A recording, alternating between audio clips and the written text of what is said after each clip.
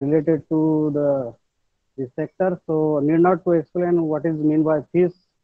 They are living in freshwater as well as in marine environment. So why we are keeping freshwater fishes? There are we are keeping for three objectives. First, as a food, then as a business, here for food and for pets. And last one, third one is as a hobby. Both marine fishes and freshwater culture, freshwater fishes keeping in as a hobby. It is keeping ornamental fishes the second largest hobby next to the photography. Just, just next slide, please. History. Just we will see the history of ornamental fish keeping. Smith? हाँ sir, showing history slides sir. Oh, okay. So, aquarium fish keeping begins 1805. Then, during 1853, first public aquarium started established at England at Regent Park.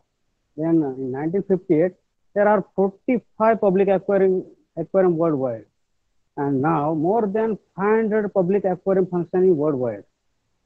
So, and these are some next slide, please. These are few largest aquarium in the world. First one is Georgia Aquarium, Atlanta, US. Then next Dubai Mall Aquarium. Then Japan Okinawa and Spain. Here they are keeping more than 1 lakh species in big lake aquarium with so many species.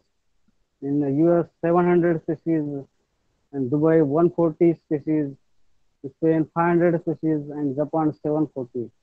So we could not depend on wild cats. So we had to develop the breeding strategies and breeding technologies for these ornamental fishes.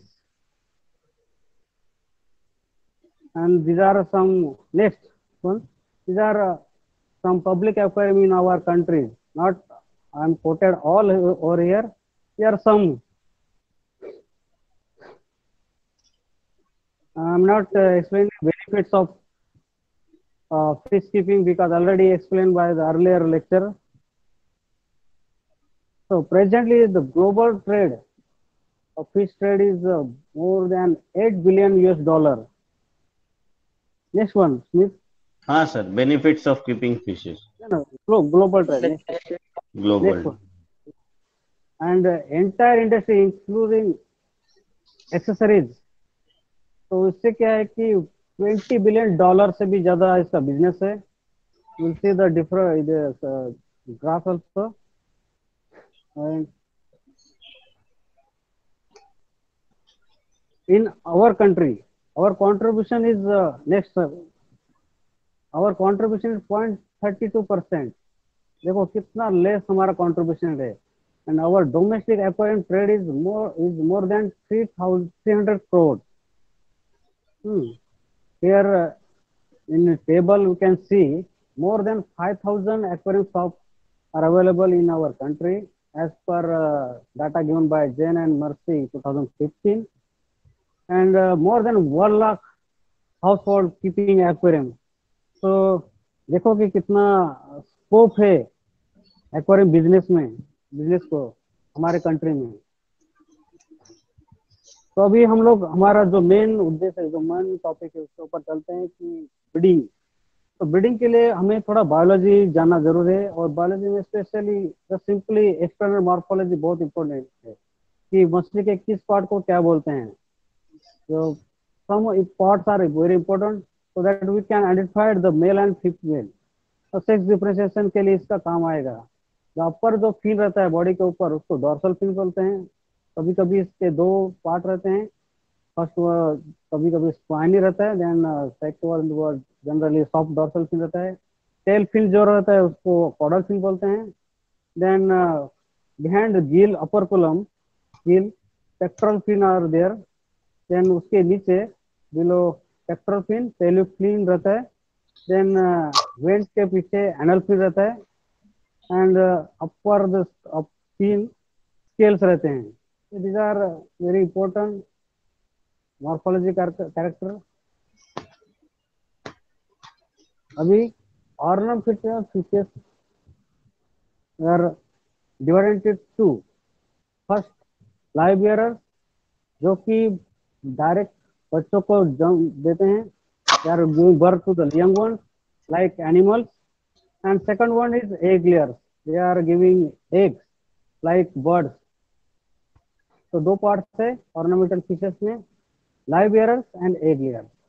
First we will see the live bearers, breeding of live bearers. Live bearers में generally 4 common species available है जिनको market में बहुत अच्छा demand है। First live bearer में first नाम आएगा, first guppy, then swordtail, then Moli and Platy. These are 4 important live bearers. They are having good market demand all over the country. First, we will see the guppy. Scientific name Poecella reticulata. Excellent. इसका जो origin excellent one जो है जो mainly Singapore से है, 1/2 से 2 inch रहते हैं, 24 to 28 डिग्री सेल्सियस में आराम से ये रहते हैं। इसको मिलेनियम फिश बोलते हैं। मिलेनियम फिश इसलिए बोलते हैं कि हर दिन एक नई वैरायटी मार्केट में आते हैं जो कि क्रॉस ब्रीड करके बोलते हैं, बनाते हैं। There are different varieties of guppy, black delta. Next one please Smith. हाँ सर।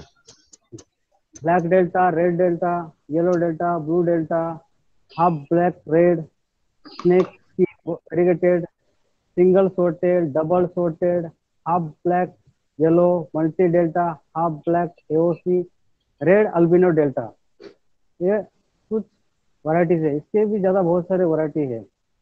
और गप्पी का पूरे वर्ल्ड में भी गप्पी का कंपटीशन होता है, हमारे देश में भी गप्पी का कंपटीशन होता है। न्यू न्यू वैरायटीज का वहाँ कंपटीशन में भाग लेते हैं ट्रेडर्स। हमारे गुजरात से भी भार्गव भट्ट का जो ऑर्नामेंटल ट्रेडर्स है वो उसमें भाग लेता है और उसको उसमें अवार्ड भी मिला है उसमें। देन सोर्टेल। सोर्टेल नाम से ही इसका जो कॉर्डल फिन है उसका लोअर लोब है वो मॉडिफाई होकर स्वॉर्ड जैसा रहता है, इसलिए इसको सोर्टेल फिश बोलते हैं। Scientific name Xiphophorus hellerii, origin Central America, 4 inch से ज्यादा बढ़ती हैं। इसके भी डिफरेंट वैरायटीज है जो कि क्रॉस ब्रीड से बनाते हैं। देखिए डिफरेंट कलर है, ब्लैक है, रेड है, ऑरेंज है, व्हाइट कलर है, combination of black and orange, golden colour. देखो different varieties of total. Next one please. Then molly. Molly का नाम लेने से फर्स्ट नाम आता है कि ब्लैक मोली, लेकिन nowadays there are different colours में इसके वैरायटीज है, white orange, combination of white and black red. इसका जो साइंटिफिक नेम है वो Poecilia sphenops, origin southern USA and Mexico, 2 से 4 इंच तक बढ़ते हैं। ठीक है, there are many colour variants available. जिसका फिन है डॉर्सल फिन जरा बड़ा रहता है, इनलार्ज रहता है, उसको सेल्फिन मोली बोलते हैं। इसमें भी डिफरेंट कलर नाउअडेज मार्केट में अवेलेबल है। जो भी वैरायटी नई इंट्रोड्यूस होती है तो उसको अच्छा रेट मिलता है। Then platy. Scientific name Xiphophorus maculatus, origin Central America, Mexico. ठीक है, लाइफ स्पैन 2 साल का। इसमें भी कलर के हिसाब से डिफरेंट वेरिएंट्स नाउअडेज मार्केट में अवेलेबल है। These are next one. These are different color variants of platy. अभी नेक्स्ट वन प्लीज। हाँ ब्रीडिंग। अभी हम लोग ब्रीडिंग के ऊपर जाते हैं कि breeding breeding season of live bearer. तो guppy generally throughout year breed होता है, लेकिन पीक उसका ब्रीडिंग सीजन है मार्च से नवंबर। देन मोली का ऑप्टिमम पीक ब्रीडिंग सीजन है अप्रैल से अक्टूबर। देन सोर्टेल का पीक ब्रीडिंग सीजन है मई से लेके अक्टूबर। एंड प्लेटी का जो है पीक ब्रीडिंग सीजन है मार्च से लेके नवंबर। लेकिन गप्पी जो हमने देखा है कि यहाँ विंटर, गुजरात में जो विंटर है 40 डिग्री तक जाता है, 14 फिर भी ये through out year mean winter season में भी ब्रीड होता है। तो गप्पी क्या है कि थ्रू आउट ईयर ब्रीड कर सकता है आराम से। ये सेक्स डिफरेंशिएशन कैसे करेंगे, next point please. Hmm. Male और फीमेल, जनरली मेल जो है वो सिलेंडर रहता है, और थोड़ा थिन रहता है कंपेयर टू फीमेल। फीमेल थोड़ा साइज में बड़ी रहती है, उसका जो एब्डोमिनल रीजन है वो थोड़ा बल्जी रहता है। और one more feature is important, इसका जो एनल फिन जो है वो मॉडिफाइड होके वो गोनोपोडियम थोड़ा पॉइंटर रहता है, जिसको गोनोपोडियम बोलते हैं, जो कि स्पर्म पैकेट मेल से फीमेल में ट्रांसफर करने के लिए मदद करता है।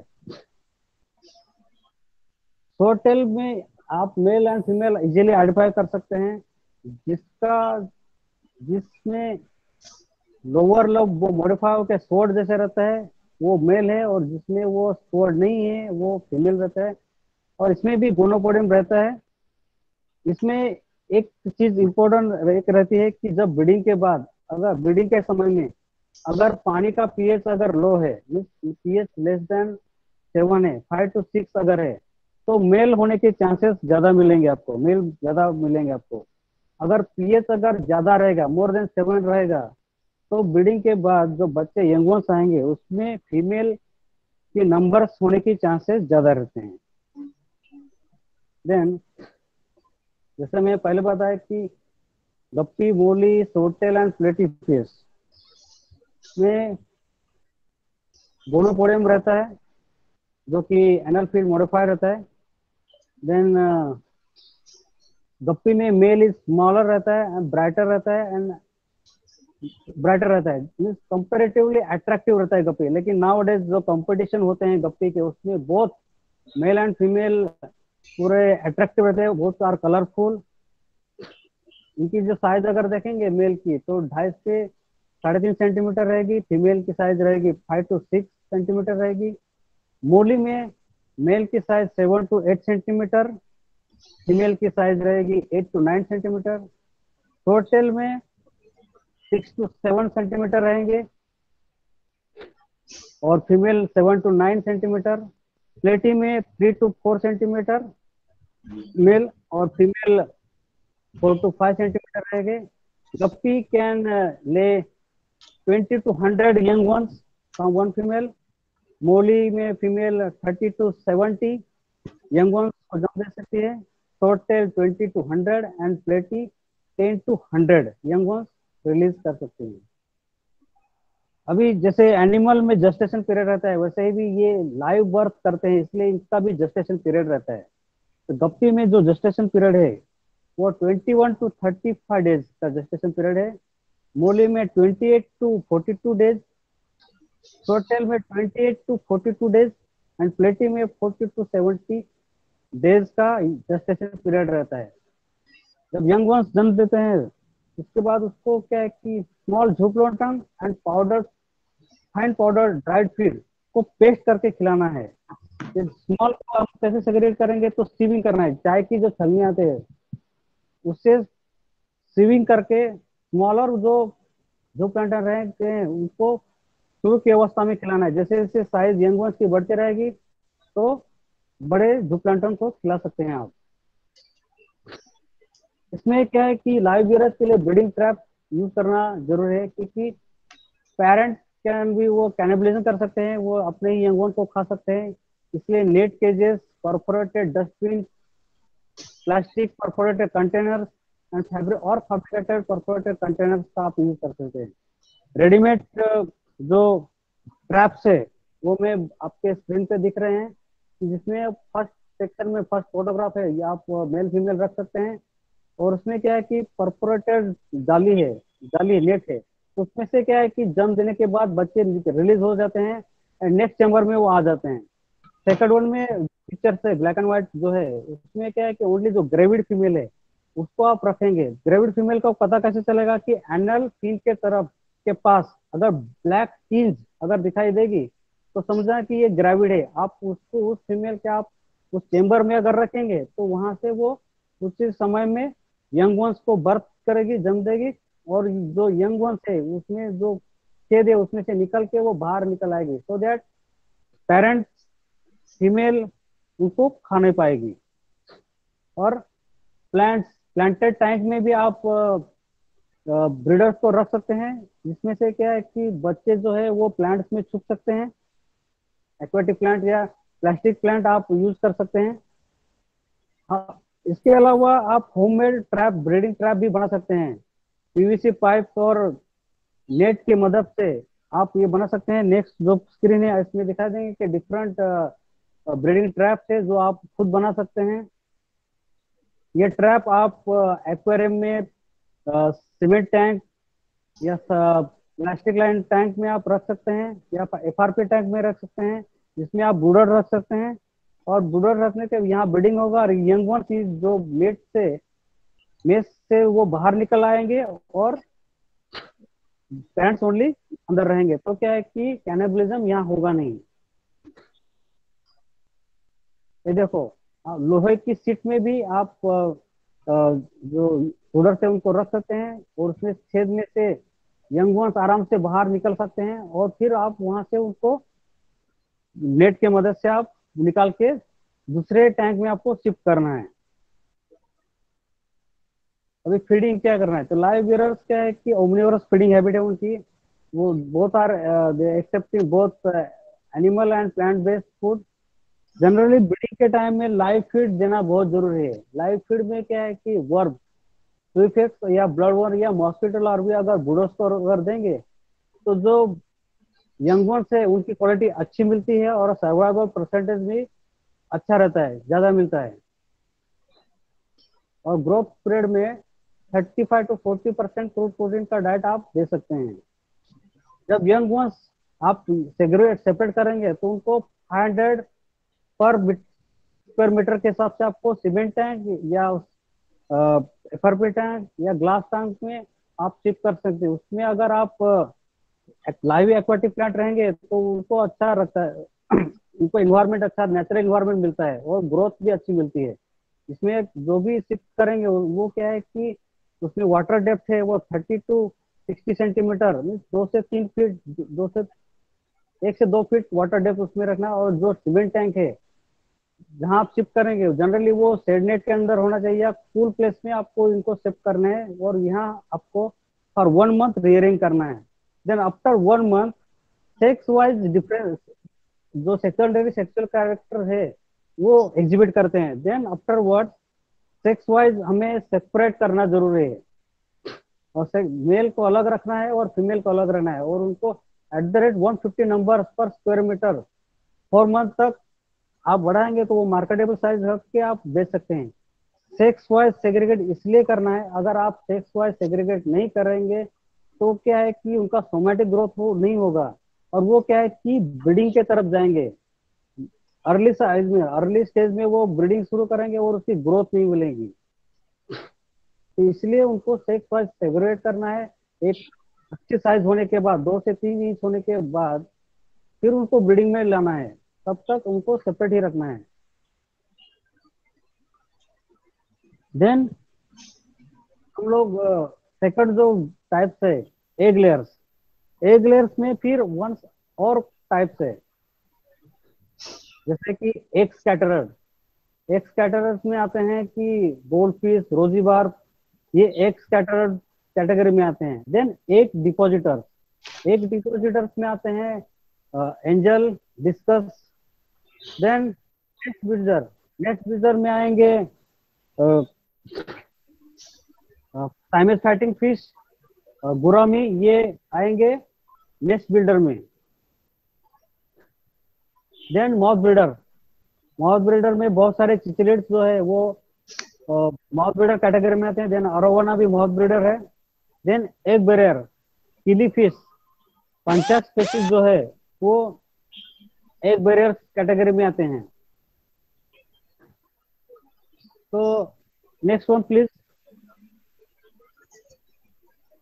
ये कुछ एग लेइंग ऑर्नामेंटल फिशेस के ब्रीडिंग सीजन है।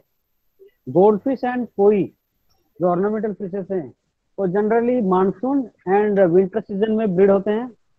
गोल्ड फिश दिसंबर से मार्च तक ब्रीड होता है आराम से। देन जुलाई से सितंबर तक आप ब्रीड कर सकते हैं। अगर आप कूल इन्वायरमेंट रखा, वाटर टेम्परेचर अगर लोअर किया, तो थ्रू आउट ईयर आप गोल्ड फिश का ब्रीडिंग कर सकते हैं। देन कोई फिश जो है वो मानसून में दिसंबर से फरवरी तक, एंड मानसून सीजन में जून जून से अगस्त मंथ तक आप आराम से ब्रीड कर सकते हैं। डेनियो जो फिशेस है, जेब्रा डेनियो, पर्ल डेनियो, जैंट डेनियो, ये जो स्पेसीज है, ये जून से सितंबर इस मानसून सीजन में आप आराम से ब्रीड कर सकते हैं। एंजल है, एंजल मार्च से मई एंड सितंबर, ये सब पीक ब्रीडिंग सीजन है। अगर टेम्परेचर ठीक रहेगा तो आप थ्रू आउट ईयर एंजल का ब्रीडिंग कर सकते हैं। मुंबई में जो ब्रीडर्स है वो थ्रू आउट ईयर एंजल का ब्रीडिंग करते हैं। गुरामी जो है, अप्रैल अप्रैल से लेके जुलाई तक इसका आराम से ब्रीडिंग होता है, ये पीक ब्रीडिंग सीजन है। देन सितंबर एंड अक्टूबर में इसका पीक ब्रीडिंग सीजन है। फायर माउथ चिचलिड जो है, मार्च से लेके जून तक इसका पीक ब्रीडिंग सीजन है। रोजी बार्ब एंड टाइगर बार्ब मार्च से सितंबर तक आराम से ब्रीड होते हैं। साइमन फाइटिंग फिश है, इसका जो पीक ब्रीडिंग सीजन है अप्रैल से लेके अक्टूबर तक सब पीक ब्रीडिंग सीजन है। तो ये कुछ ऑर्नामेंटल फिशेस है, इनका पीक ब्रीडिंग सीजन आपके सामने मैंने रखा। Then first, next one please. Goldfish के बारे में देखेंगे, गोल्ड फिश का ब्रीडिंग कैसे करते हैं। तो ये belong to cyprinid family, scientific name Carassius auratus. ये इसका origin southern China, size about 23 centimetre. इसका टेम्परेचर जो है 18 to 20 डिग्री सेल्सियस में आराम से ये ब्रीड होता है। फेकंडिटी जो है 2000 to 4000 एग्स पर फीमेल फीमेल एग ले करते हैं। Next one please. हम ब्रीडिंग देखेंगे अभी इसका। मैच्योरिटी जो गोल्ड फिश के है, 6 to 8 मंथ में ये मैच्योर हो जाते हैं। जैसे मैं पहले ही बताया कि ब्रीडिंग सीजन है विंटर एंड मानसून, इसका पीक ब्रीडिंग सीजन है। एंड ब्रीडिंग करने के लिए हमें इस फिश के लिए स्पॉनिंग सब्सट्रेटा देना पड़ता है। जैसे कॉमन का अगर ब्रीडिंग करना है तो उसके लिए काका बन यूज करते हैं।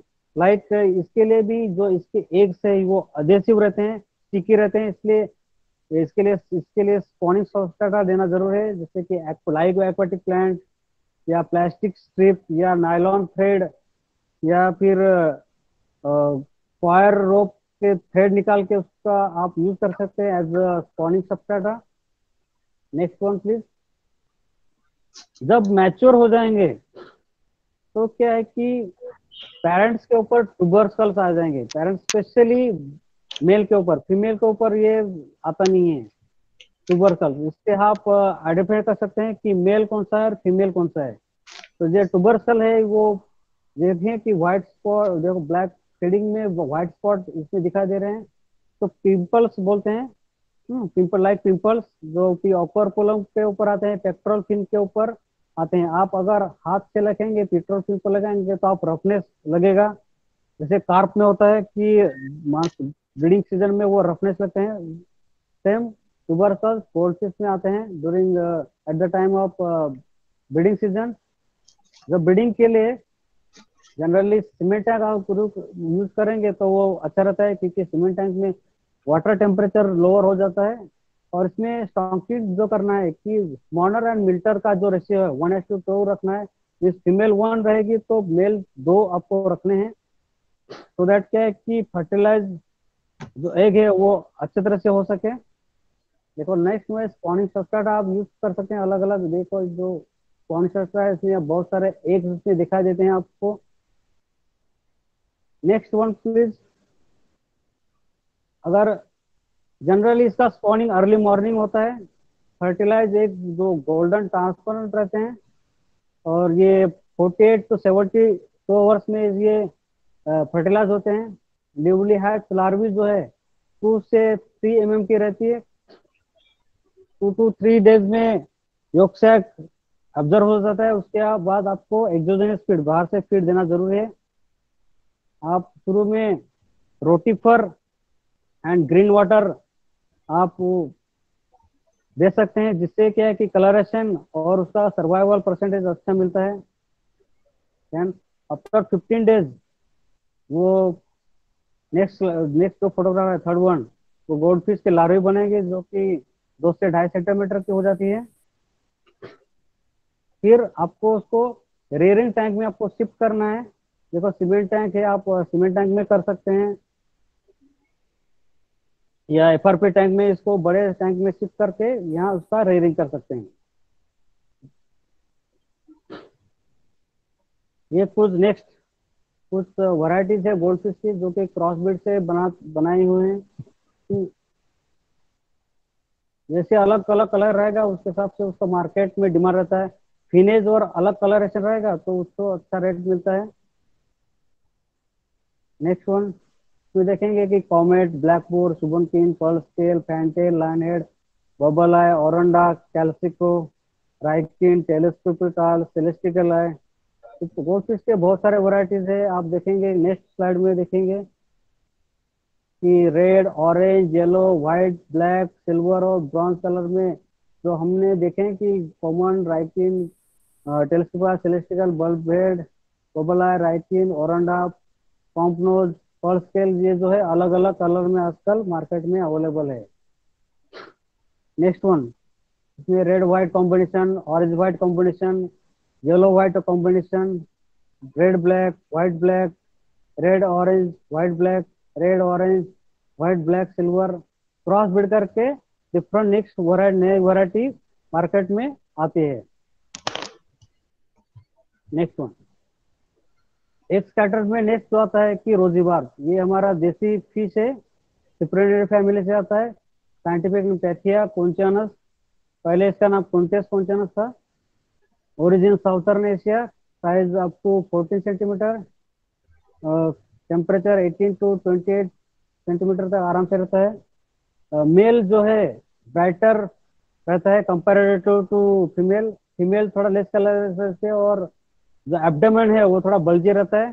ये प्रोलिफिक स्पॉनर है और थ्रोट ईयर ये ब्रीड करता है। मैच्योरिटी है वो 10 महीने में आते थे।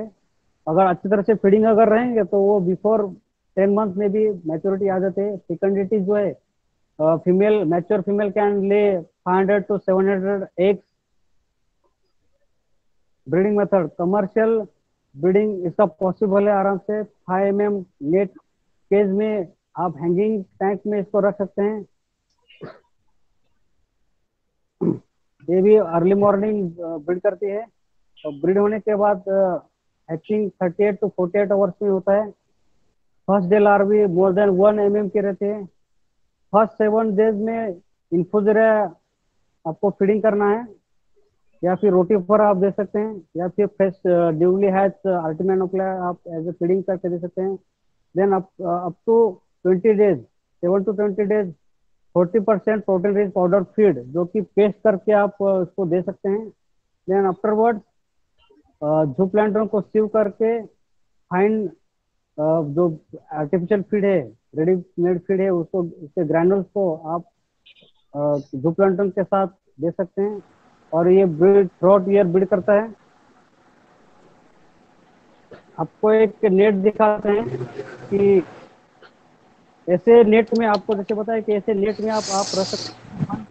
1/2 फीट बाय 1.5 फीट का ये नेट केज है। इसमें आप रोजीबार और टाइगर बाब का आराम से जो एक स्कैटर जो पीछे से इसका ब्रीडिंग इसमें आराम से कर सकते हैं। और इसका डिजाइन शीशा में किया हुआ है। इसमें से क्या है कि एक जो है नीचे से निकल जाएंगे आराम से, तो क्या है कि हैंगिंग करके रखने से एक पेरेंट्स आराम खा नहीं पाएंगे। टाइगर बाब ये भी सिप्रेनिडे फैमिली से आता है। Scientific name Barbus tetrazona, origin southern Asia, Sumatra, Java. Approximately जो लेंथ है 7.5 centimetre, temperature 25 to 28 degree Celsius. Fecundity female can lay 200 to 250 eggs. Mail में जो सेक्स डिफरेंशिएशन आप कर सकते हैं कि मेल का जो नोज रहता है वो चेरी रेड नोज रहता है, एंड फीमेल का उसमें इतना नहीं रहता है।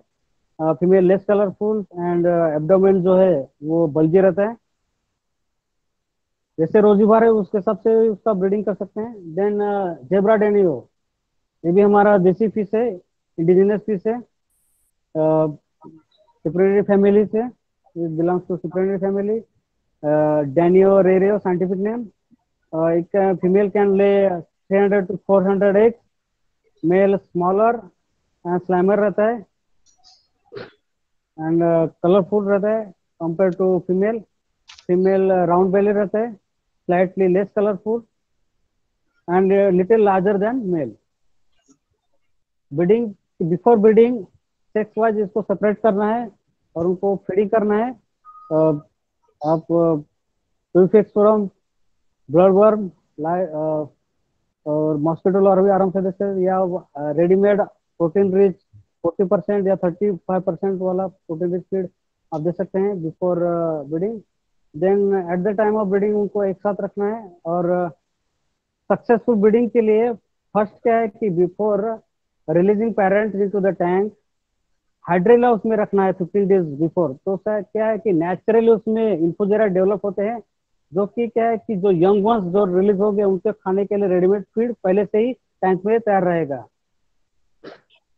देन अर्ली मॉर्निंग ये एग ले देते हैं। और जनरली क्या है कि टैंक में अगर आप टेबल्स रखेंगे या फिर नायलॉन के थ्रेड अगर का डेढ़ काकाबंद जैसे आप रखेंगे तो उसमें क्या है कि अंडे उसमें आराम से जाके बैठ जाते हैं। सो दैट क्या है कि पेरेंट्स वो अंडे नहीं खा पाएंगे। देन आफ्टर ब्रीडिंग पेरेंट्स को निकाल के शिफ्ट करना है।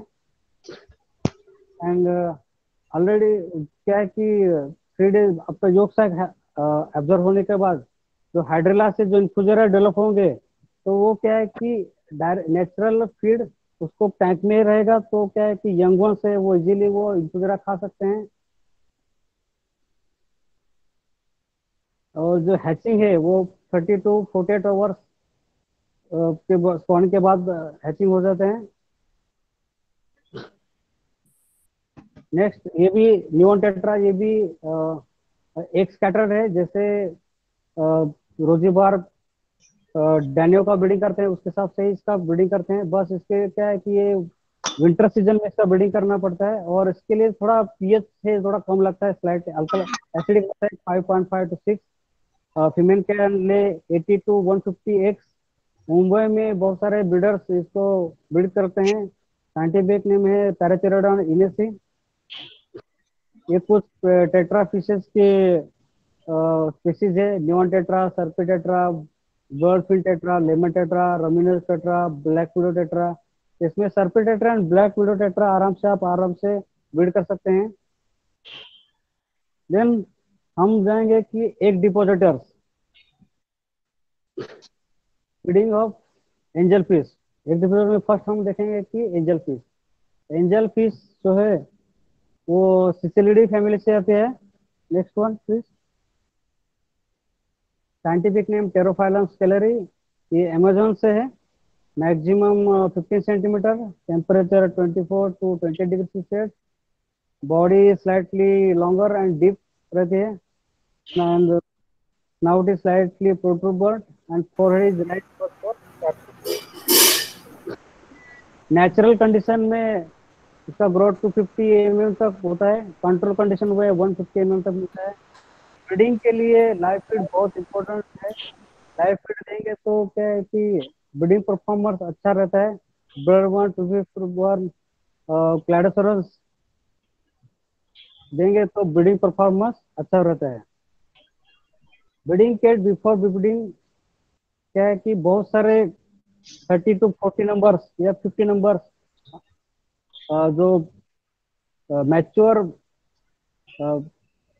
एडल्ट साइज जो है एंजल फिश को आपको एक साथ रखना है। इसको कंडीशनिंग टैंक बोलते हैं।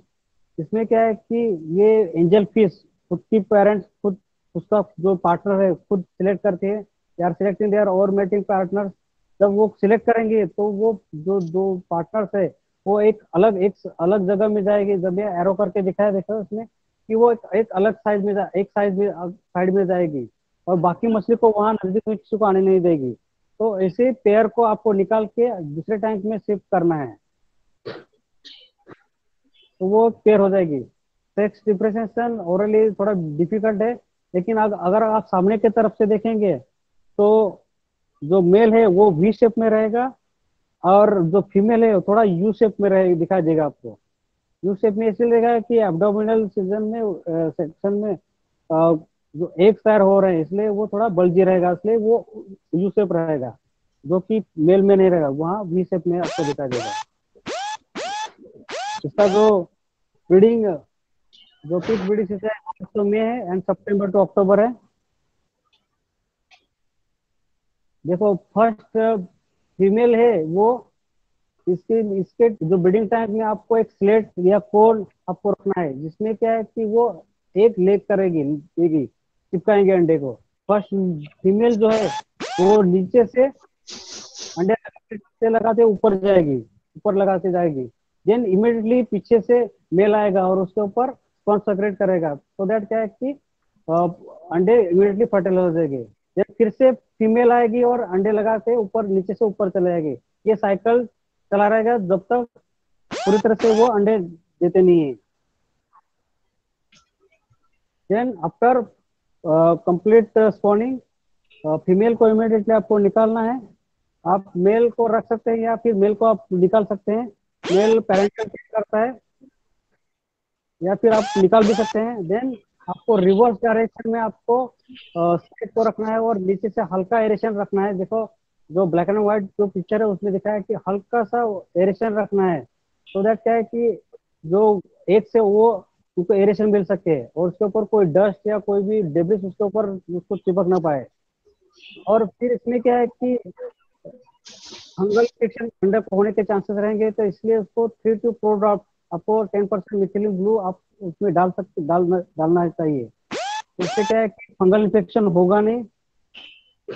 और डेली आपको मिथिलिन ब्लू डालना चाहिए। हमने देखा है कि अगर डेली आप मिथिलिन ब्लू नहीं डालेंगे तो एक बार अगर डाल के छोड़ दिया, और तो क्या है कि फंगल इन्फेक्शन फिर 2 से 3 दिन में लगने के चांसेस रहते हैं। तो अगर 10% जो है 3 to 4 अगर डेली डालेंगे तो फंगल इन्फेक्शन होगा नहीं। एक तो फिर 36 to 48 आवर्स पे हैच हो जाते हैं। जो अनफर्टिलाइज एग रहेंगे वो व्हाइट कलर के रहते हैं, और फर्टिलाइज जो एग रहेंगे वो ट्रांसपेरेंट रहेंगे।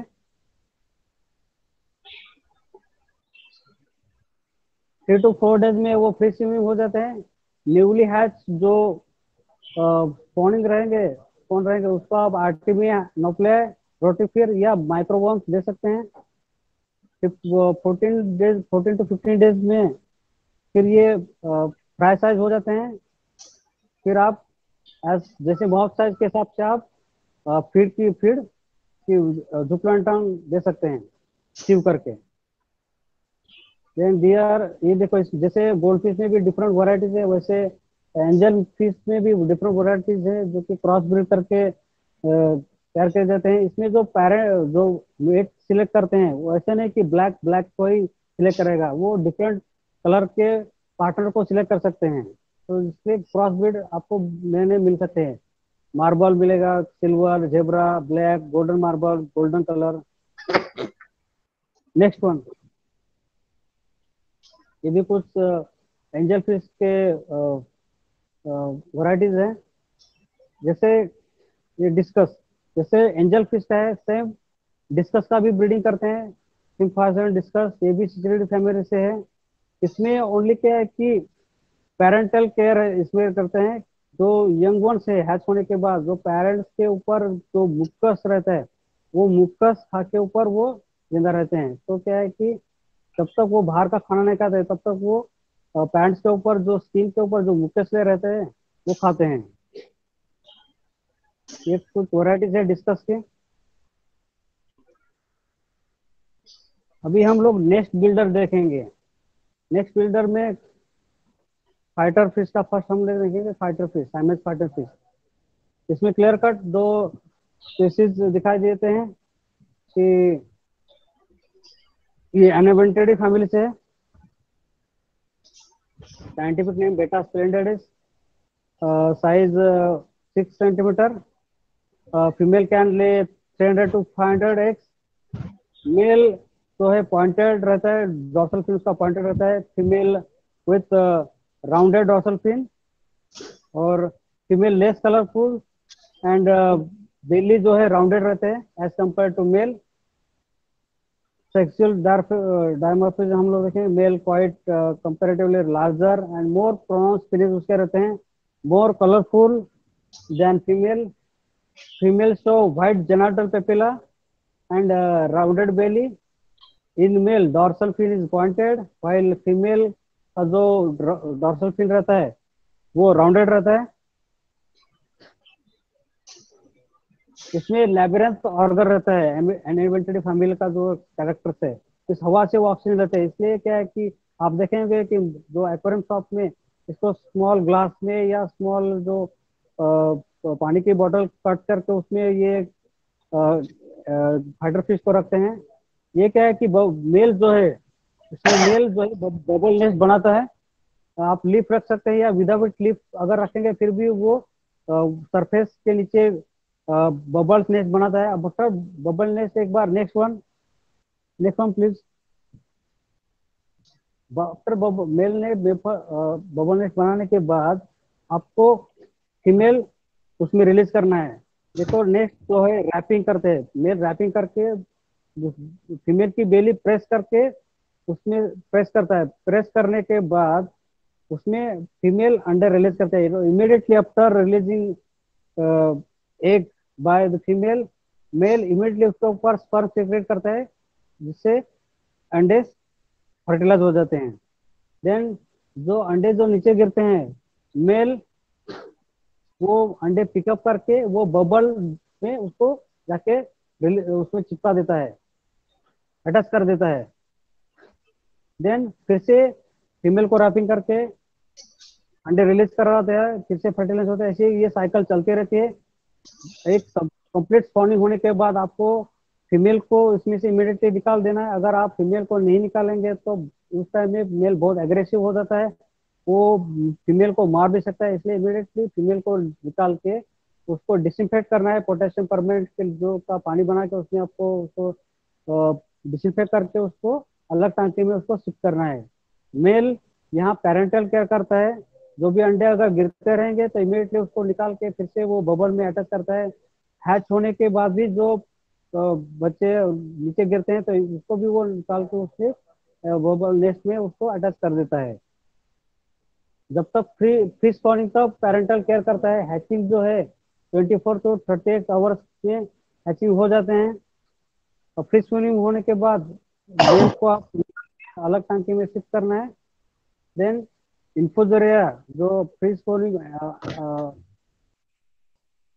होने के बाद आपको इन्फोजोरिया या रोटीफर इसको एज ए फीड करके देना है, या फिर आर्टिमिया नोक्ले फ्रेशली है तो आर्टिमिया नोक्ले भी इसको एज ए फीडिंग करके दे सकते हैं। देन ये कुछ फाइटर की वैरायटीज है। Next one please. इसमें ब्लू, रेड, व्हाइट या कॉम्बिनेशन में भी, कलर कॉम्बिनेशन भी बहुत सारे आजकल फाइटर फिश के वैरायटीज मार्केट में अवेलेबल है।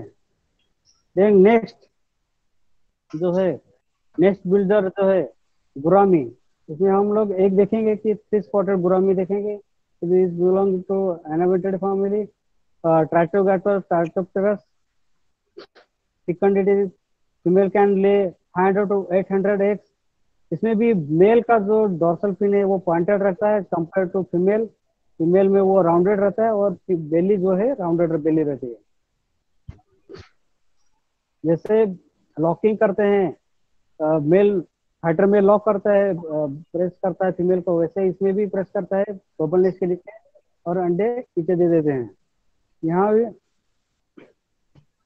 आफ्टर इसमें भी जैसे कि फीमेल जैसे स्पॉनिंग होने के बाद आपको फीमेल को निकालना है और मेल को वो पेरेंटल केयर करता है।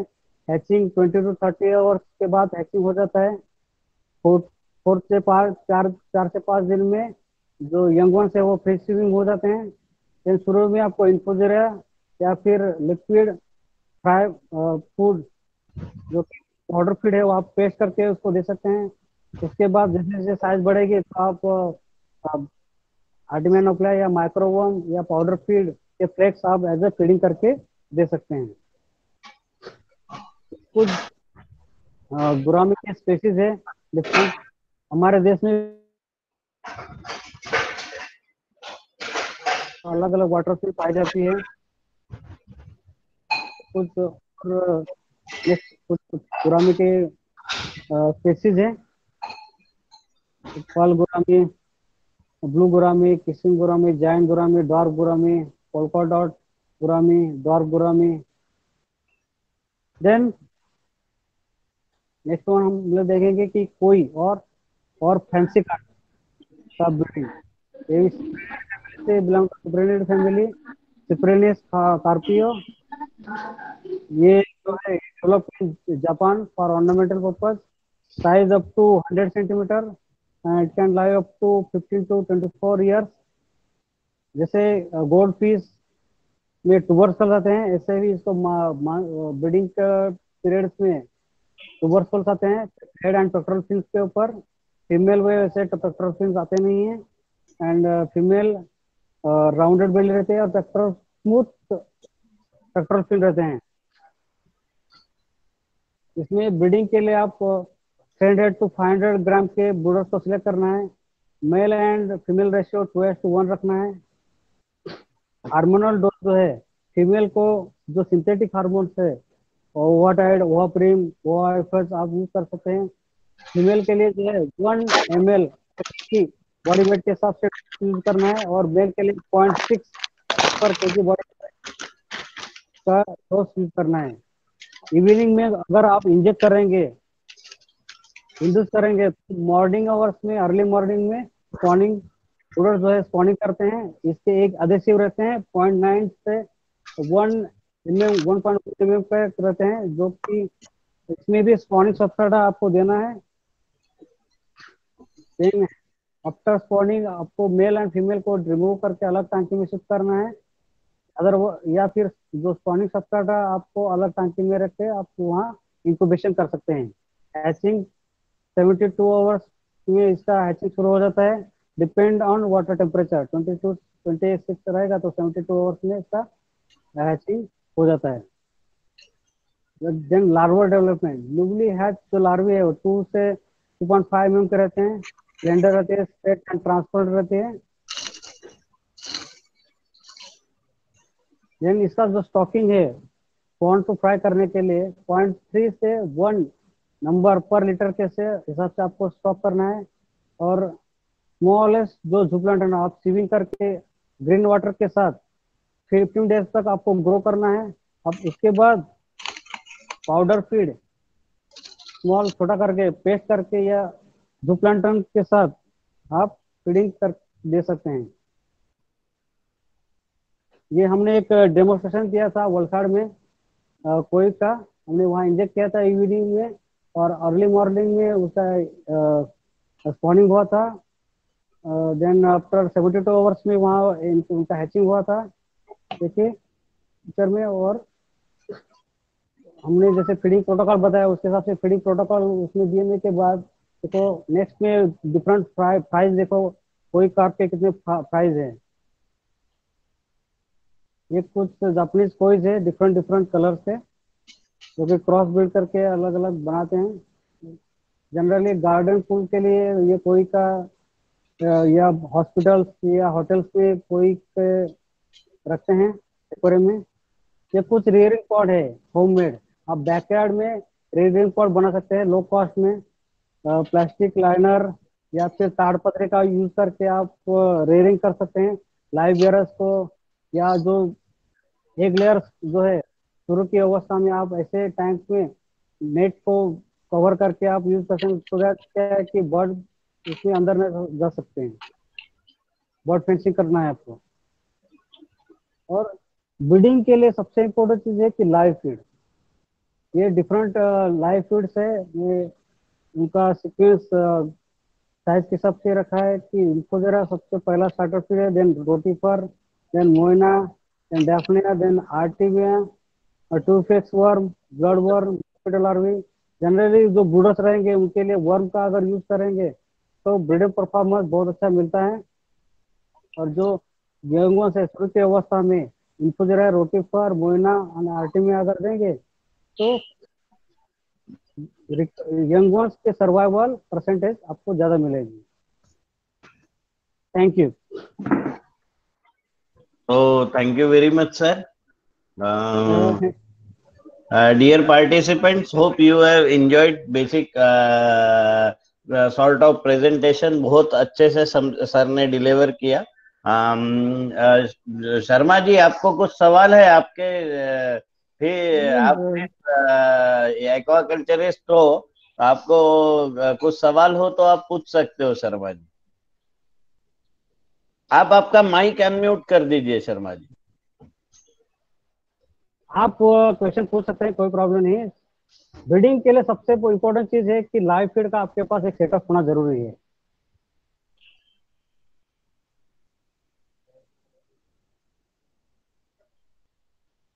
हाँ, anyone is having any doubt, please free to ask.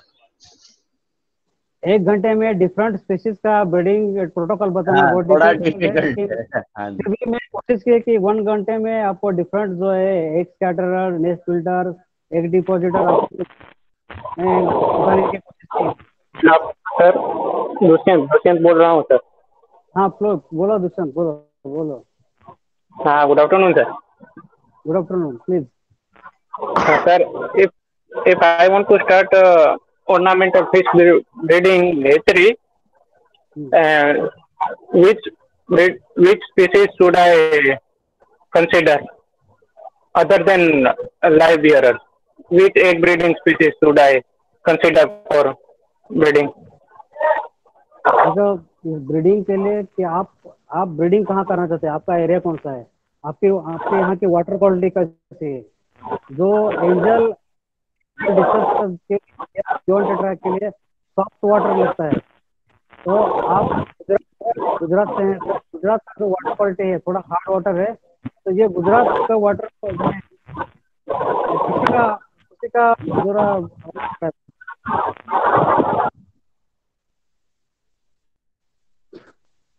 Gujarat reason में अगर करना है तो लाइव बीयर आराम से ब्रीड होते हैं। आप अदर देन लाइव बीयर करना चाहते हैं तो यहाँ चिचिलिड, गोल्डफिश आप आराम से ब्रीड कर सकते हैं। चिचिलिड का आराम से यहाँ ब्रीडिंग होता है। मैंने देखा है कि हमारा एक ट्रेनिज है वडोदरा में, पवार करके, विनोद पवार करते हैं, ओशन एक्वेरियम करके उसका शॉप है। वो चिचिलिड बहुत अच्छी तरह से ब्रीड करता है। बहुत सारे चिचिलिड के जो स्पीसीज है वो आराम से यहाँ ब्रीड करता है। तो चिचिलिड जो है गुजरात रीजन में आराम से ब्रीड कर सकते हैं आप। जैसे रेड ज्वेल है, फायर माउथ है, और भी तरह के जो रेड चिचिलिड है वो आप यहाँ आराम से ब्रीड कर सकते हैं। अभी अनम्यूट कर सकते हो Dushyant. Thank you sir. Danio का भी बार आप कर सकते हैं। जो भी चीज है वो आप भी यहाँ ब्रीड हो जाएगी आराम से।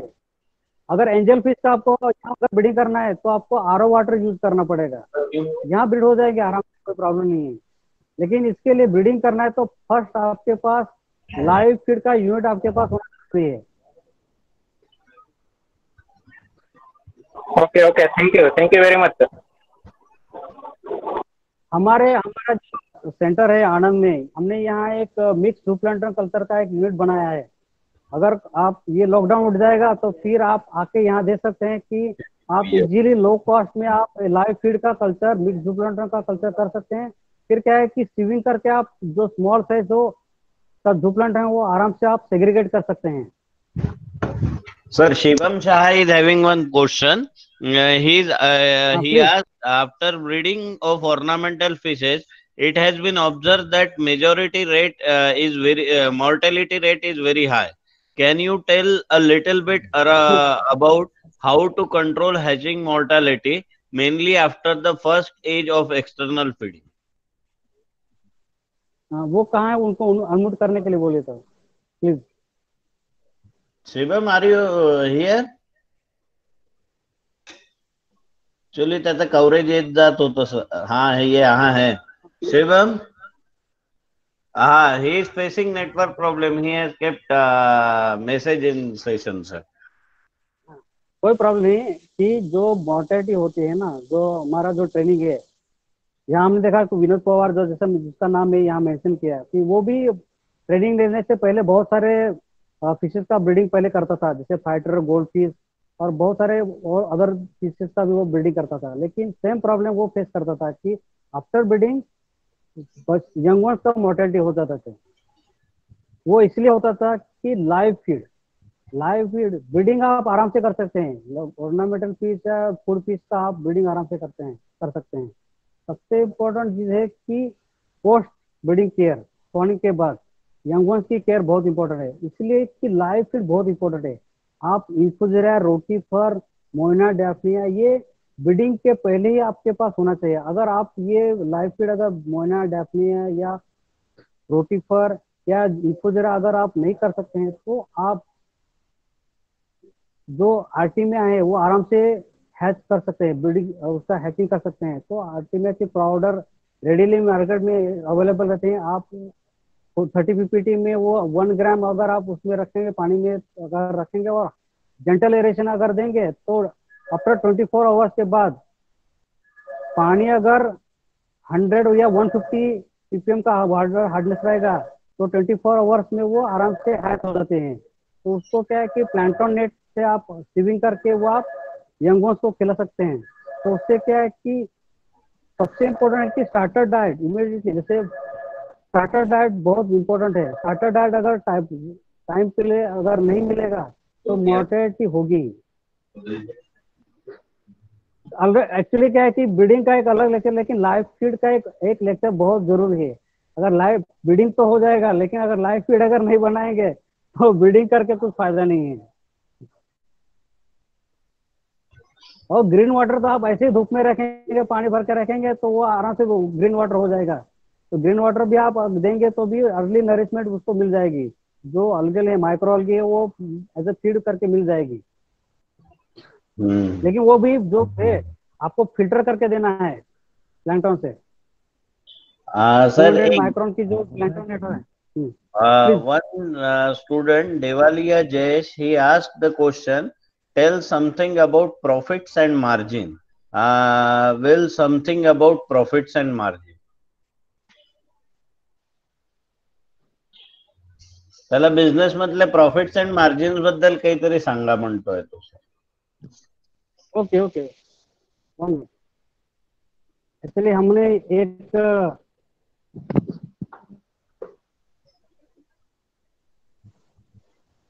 एक इकोनॉमिक्स बनाया है, 2 इकोनॉमिक्स बनाए हैं हमने।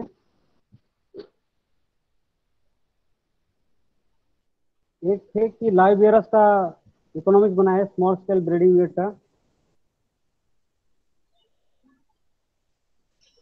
अगर उसमें 800 फीमेल और 200 अगर मेल रहेंगे लाइव वेयरस में तो क्या है कि monthly income net monthly income है वो 5,500 मिल सकता है लाइव वेयरस का। अगर लार्ज स्केल ऑर्नामेंटल यूनिट अगर बनाएंगे लाइव वेयरस का, जिसमें ब्रूडर्स रहेंगे 6,000 फीमेल एंड 2,000 मेल अगर रहेंगे तो उसमें मंथली इनकम 1 लाख तक मिल सकता है। अगर एक लेयर का अगर लार्ज स्केल ऑर्नामेंटल यूनिट आप बनाएंगे जिसमें ब्रूडर्स रहेंगे, फीमेल रहेंगे ब्रूडर्स 3,000 और 4,000 मेल रहेंगे तो उससे आपको मंथली इनकम 3.5 लाख आपको मिल सकता है। One madam has asked question, is flake feed with carotenoid good for coloration or live feed only sufficient for ornamental fishes? Colouration के लिए हाँ, कैरोटीनॉइड फीड से आप कर सकते हैं, कलरेशन मिल जाएगा। अगर कैरोटीनॉइड फीड अगर नहीं है तो लो कॉस्ट में आप अगर लाइव फीड अगर बना सकते हैं। अगर लाइव फीड आप बनाएंगे तो क्या है कि जैसे नेचर में जो मछलियाँ मिलती है ऑर्नामेंटल फिशेस है वो तो उनको तो कोई बाहर से फीड नहीं देता है, क्योंकि वो लाइव फीड नेचर में जो अवेलेबल लाइव फीड है वो खाते हैं। सर नेचुरल में जो लाइव फीड है वो उनके अंदर ही रहता है, लाइव फीड में ऑलरेडी रहता है। तो क्या है कि अगर लाइव फीड अगर देंगे जैसे मोइना, डैफनिया, इन्फुजरा अगर आप देंगे तो उसमें क्या है कि नेचुरल कलर मिल जाएगा। या ग्रीन वाटर अगर बीच बीच में लार्वी को देंगे तो उससे क्या है कि नेचुरली अवेलेबल जो उसमें रहते हैं करंट लाइव फीड में रहेंगे, वो थ्रू लाइव फीड में उनको डायरेक्टली मिल जाएंगे, उसको कलरेशन मिल जाएगा। लेकिन आप कैरेटेड वाले फीड आप दे सकते हैं, उससे कलरेशन मिल जाएगा। So I think majority of questions we have covered today. और कैरेटेड एक हाँ वन मिनट हाँ सर, आप कैरेटेड जो फीड है वो खुद भी बना सकते हैं। आप रोज के जो पेटल्स है, देन हिबिस्कस के पेटल्स है, उसको ड्राई करके, या मलबेरी जो है फ्रूट से उनके, वो उसको ड्राई करके उसके पाउडर बना के आप फीड में इंकॉर्पोरेट करके उसका फीड बना सकते हैं। बहुत सारे रिसर्च पेपर ऑलरेडी अवेलेबल है जो कि कैरेटेड आप फीड बना सकते हैं, जिससे कि मछली का ऑर्नामेंटल फिश का कलरेशन इंटैक्ट रहेगा।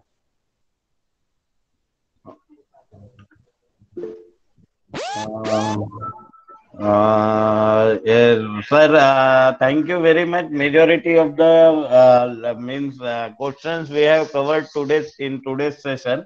Thank you, Ajit sir and Krishnan sir, for accepting our invitation to deliver a very informative topics to our speakers. Hope all the speakers has enjoyed the session. Dear participant, there is one announcement from my desk. Please, on daily basis, I am sharing the PPTs and this video lectures on YouTube channel. If possible, at the end of our this course, we are having a small examination. So please be prepared from the point of examination. Any questions out of this syllabus will come to your exam, and 50% criteria of passing we have kept for our examination.